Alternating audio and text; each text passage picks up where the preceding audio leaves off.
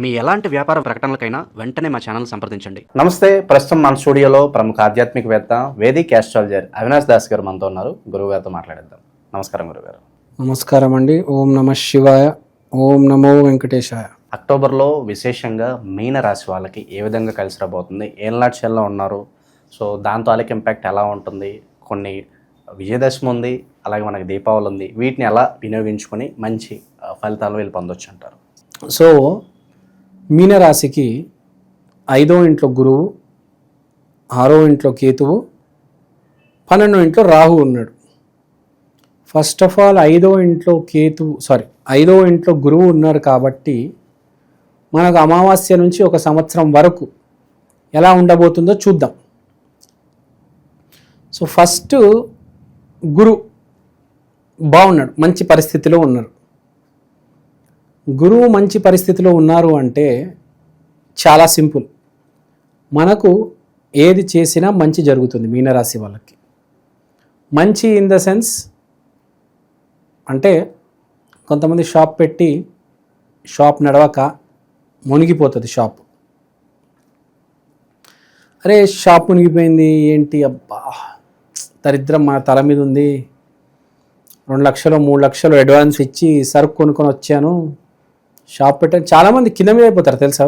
వ్యాపారం పెట్టి అబ్బా వాడి నడిచేస్తుంది, నాది నడవట్లేదు, నేను రాంగ్ ప్లేస్లో పెట్టాను, మంచి సెంటర్ కాదు, వాడికి ఏదో మంచి షాపు, మంచి షట్టరు, మంచి సెంటర్ దొరికింది, నాకు దొరకలేదు, నా దరిద్రం, నా జీవితం ఏంటి ఇట్లా ఉంది అనుకుంటారు చాలామంది. కిరాణా షాప్ కావచ్చు, సూపర్ మార్కెట్ కావచ్చు, బట్టల షాపు, చెప్పుల షాపు, ఏదైనా కావచ్చు. సో ఆడవాళ్ళు కూడా ఎలా ఉంటారంటే, ఆడవాళ్ళు కూడా ఈ మధ్య వ్యాపారాలు చేస్తున్నారు. ఆడవాళ్ళు కూడా బుటీకు, ఇంకా లేడీస్ టైలర్ అవేవో ఉంటాయి వాళ్ళకు కూడా. ఆడవాళ్ళు కూడా ఈ మధ్య షాప్స్ పెట్టుకొని నడుపుతున్నారు. జ్యువెలరీ, మేకప్, ఆ షాప్లు అన్నీ పెడతారు. సో ఇక్కడ పాయింట్ ఏంటంటే, మనకు అదృష్టం ఉండాలి, మినిమం అదృష్టం ఉండాలి. మినిమం అదృష్టం లేకపోతే మనం ఏం చేయలేము. మినిమం అదృష్టం అనేది మనిషికి కంపల్సరీ ఉండాలి. సో అది ఉంది, మినిమం అదృష్టం. మినిమం అదృష్టం ఉండడం అనేది చాలా వెరీ ఇంపార్టెంట్. ఇంకంటే ఇక్కడ మీనింగ్ ఏంటి, వీళ్ళు ఇన్వెస్ట్మెంట్ చేస్తే అది సక్సెస్ అవుతుంది. So success is very important. So ఆ సక్సెస్ ఉంది అంటే డబ్బులు ఉన్నాయి, డబ్బులు పెట్టేస్తారు, షాప్ నడుస్తుంది, గిరాకీ వస్తుంది. కుటుంబ వ్యవహారాలు ఎలా ఉంటాయి అంటారు గురుగారు? కుటుంబ వ్యవహారాలు ఎలా ఉంటాయి, మంచి ప్రశ్న అడిగారు.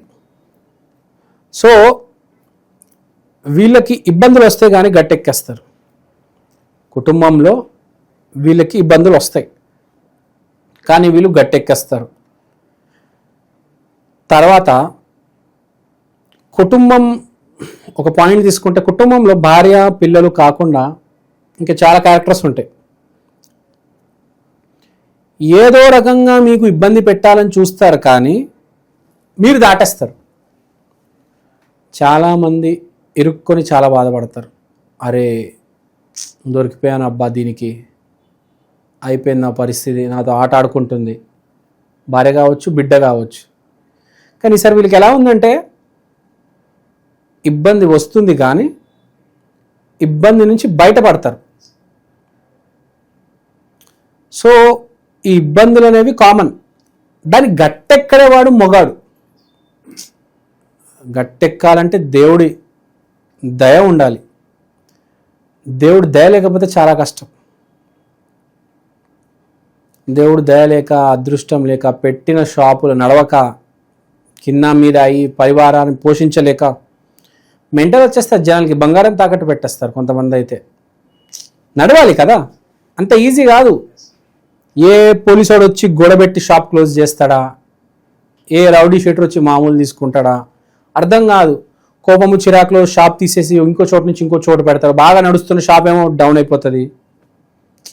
కొంతమంది అసలు మొత్తానికి ఫ్లాప్ అయిపోతుంది. అవేం లేవు. పెట్టే షాపు, చేసే ఉద్యోగం సక్సెస్. కానీ దాన్ని నడిపించడంలో కొంచెం ప్రాబ్లం అంటే మీకు జాబ్ వస్తుంది కానీ జాబ్ సస్టైన్ చేయడంలో మీకు ప్రాబ్లం అవుతుంది.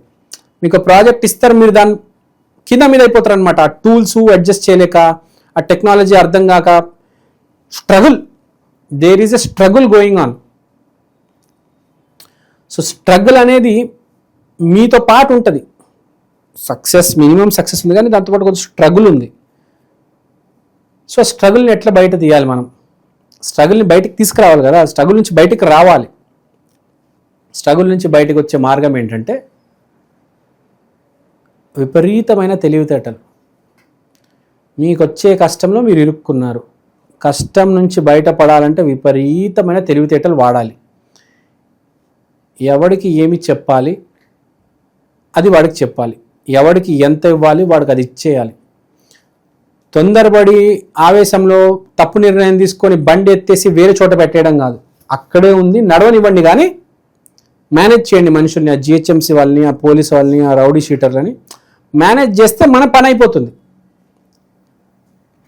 లేదు కాదు కూడదు నేను మేనేజ్ చేయను ఆవేశపడి నిర్ణయం తీసుకోవద్దు, మేనేజ్ చేయండి. కొంచెం స్ట్రగుల్ అవ్వండి, స్ట్రగుల్ అవుతే కదా మీకు సక్సెస్. స్ట్రగుల్ కాకపోతే మీకు ఇబ్బంది కదా, మీరే చెప్పండి, అవునా కాదా? సో ఇక్కడ పాయింట్ టు బి నోటెడ్ అది. తర్వాత రాహు ఇంకేం చేస్తాడంటే, మీరు ఆ సరైన గమ్యానికి వెళ్ళాలనుకుంటారు కానీ మాయ పెట్టేస్తాడు. మీరు దాన్ని అర్థం చేసుకొని దాని నుంచి బయట రాగలగాలి.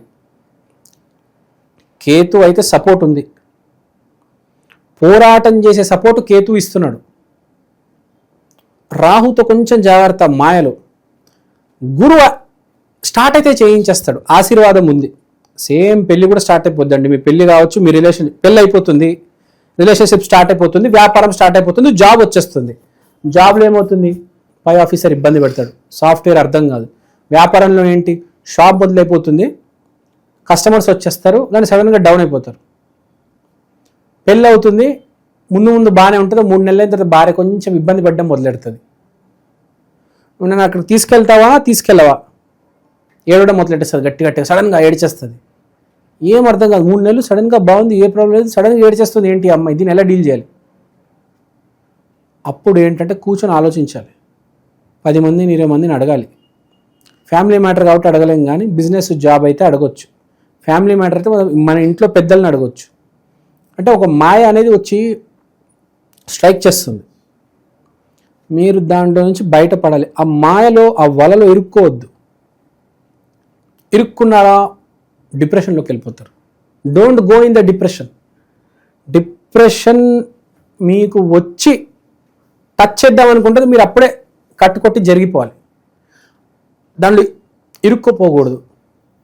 సో ఈ ప్రతి చోట మీరు డిప్రెషన్ కాకుండా బయటపడాలంటే అద్భుతమైన మార్గం శ్రీ గురుదత్త, జయ గురుదత్త. మీరు చేయాల్సింది ఏంటంటే, ప్రతి గురువారం, ఎస్పెషల్లీ అమావాస్య రోజు, దీపావళి అమావాస్య రోజు దత్తాత్రేయ ఆరాధన చేయండి. దత్తాత్రేయ గుడికి వెళ్ళరండి మీరు. ఆ రోజు నైట్ అలానే లక్ష్మీదేవి పూజ చేస్తారు, కానీ కుదిరితే దత్తాత్రేయ లాకెట్ వేసుకోండి. మీకు ప్రాబ్లం ఏదైనా ఉంటే దాని సొల్యూషన్ థర్స్డే రోజు ఎతకడానికి ట్రై చేయండి. ఎల్లో కలర్ బట్టలు వేయండి, ఎల్లో కలర్ బూందీ లడ్డులు పేదవాళ్ళకి ఇవ్వండి. అది మీరు ఏవో లడ్డులు ఇస్తారనుకుంటున్నారు, మీ ప్రాబ్లం డిస్ట్రిబ్యూట్ చేసేస్తున్నారు. ఇంకా మీ ప్రాబ్లం మీ దగ్గర ఉండదు, వెళ్ళిపోయింది ప్రకృతిలోకి. So whenever there is a problem, first చేయాల్సింది ఏంటంటే అన్నదానం.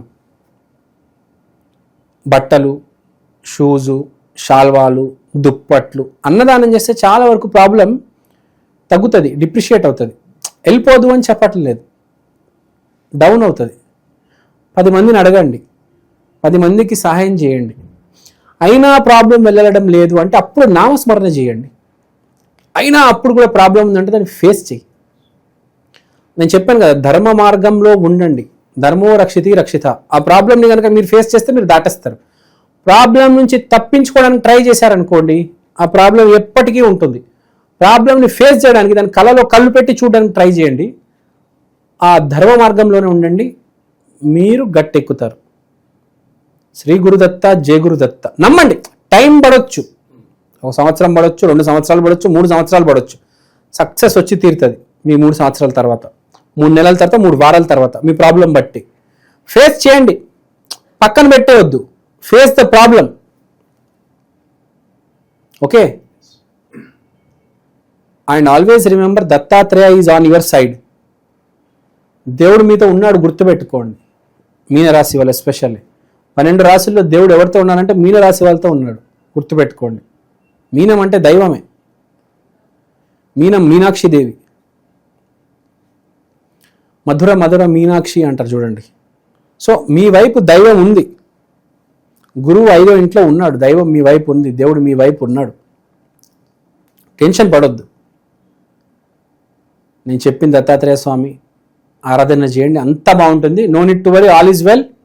దీపావళి నుంచి వచ్చే 1 సంవత్సరం మీకు బాగుంది. టేక్ కేర్, జాగ్రత్త.